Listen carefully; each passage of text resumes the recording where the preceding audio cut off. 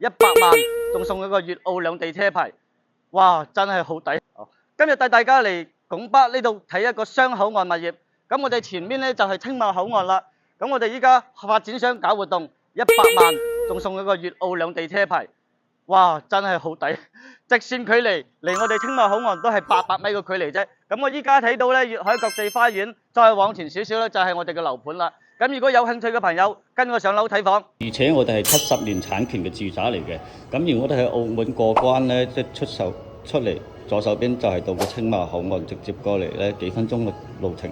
咁平時我哋如果係通勤上落班翻過澳門咧，咁就係比較適合喺呢個盤喺度置業噶啦。咁或者你有啲空間靈活啲嘅資金咧，咁你想去投資咧，呢個盤都相當合適嘅。每個月月租基本上係可以抵月供。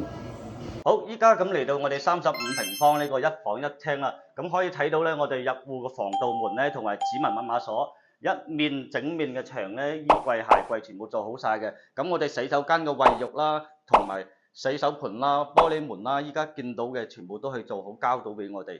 我哋一房一廳嘅空間可以睇得到，依家採光係日頭啦，採光係非常之好嘅，同埋通風做到一大面窗。咁我哋依家呢個露台咧做咗個活動空間蛋房，咁佢依家係有贈送面積，仲送一半嘅。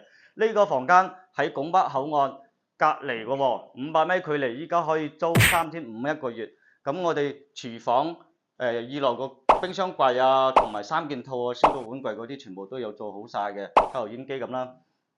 咁重點之重，我哋呢個盤咧係70年產權嘅住宅，唔係酒店式公寓嚇，70年產權嘅商品樓，100萬出頭就可以買套房，同埋送個兩地車牌先。依家10幾萬首付可以搞得掂啦，月供基本上抵月租。如果有興趣嘅朋友，評論區留言揾機幾兩帶你實地睇樓。